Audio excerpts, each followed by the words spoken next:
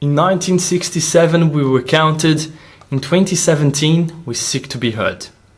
This phrase is in the last paragraph of the Uluru Statement from the Heart.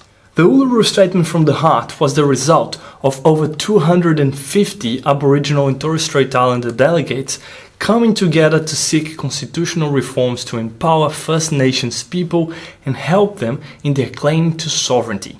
One of the main points of the Uluru Statement from the Heart was calling for a First Nations voice to be established in the Australian Constitution. Now, fast forward a few years and look at Prime Minister Albanese's speech soon after being elected with a majority of Parliament in 2022. I begin by acknowledging the traditional owners of the land on which we meet.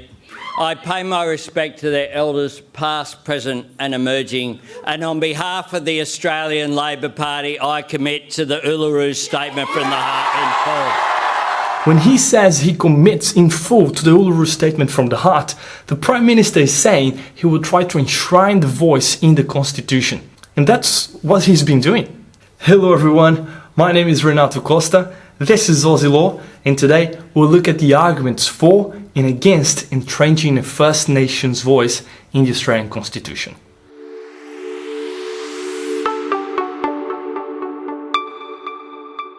I am in no position here to tell you what you should or should not do.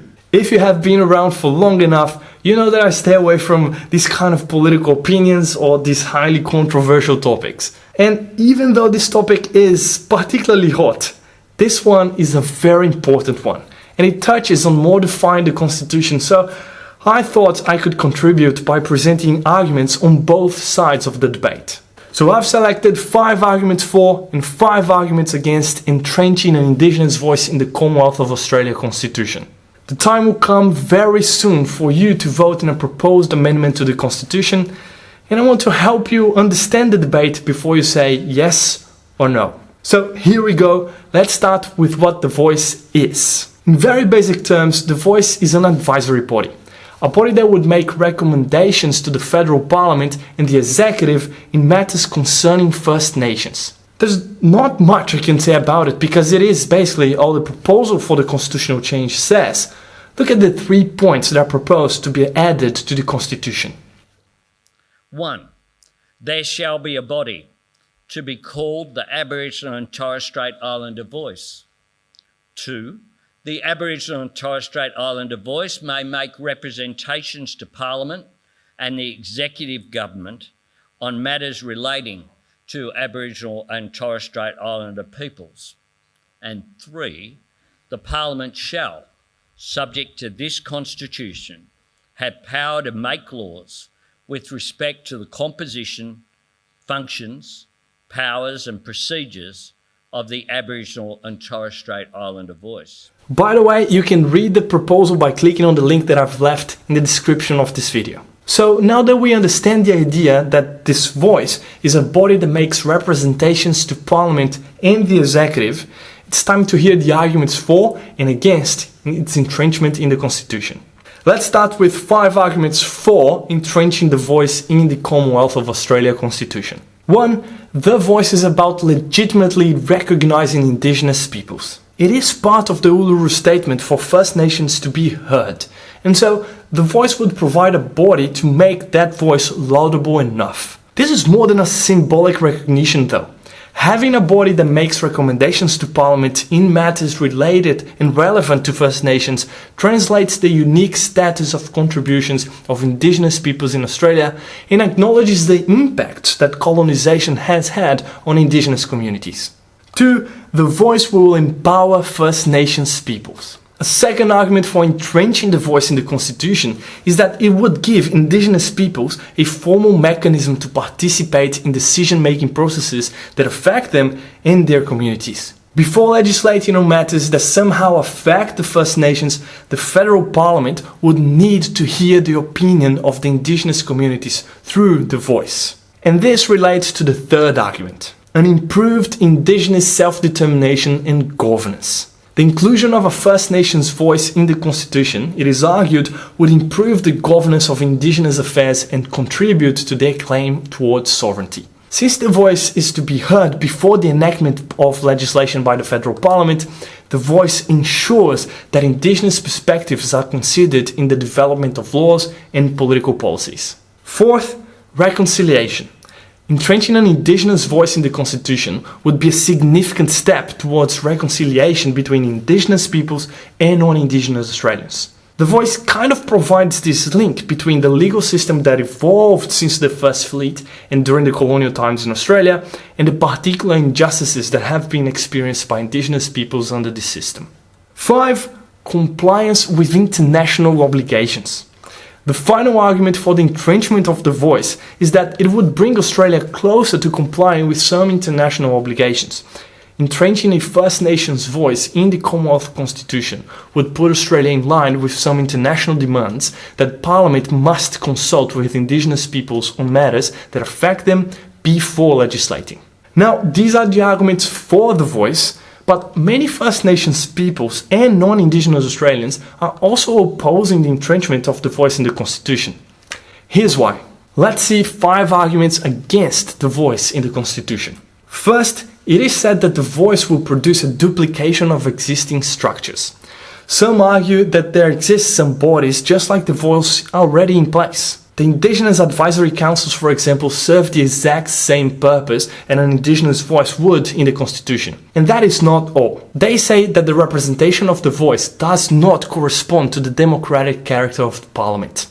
As of 2022, for example, the federal parliament has 11 indigenous parliamentarians. So the argument is that adding new representatives to advise parliament effectively undermines the will of the people who chose those 11 parliamentarians, for example.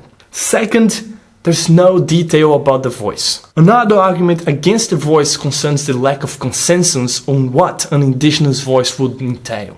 There is a lack of consensus on what a First Nations voice in the Constitution would look like. This is the claim for further detail on what the voice actually is. What are its functions?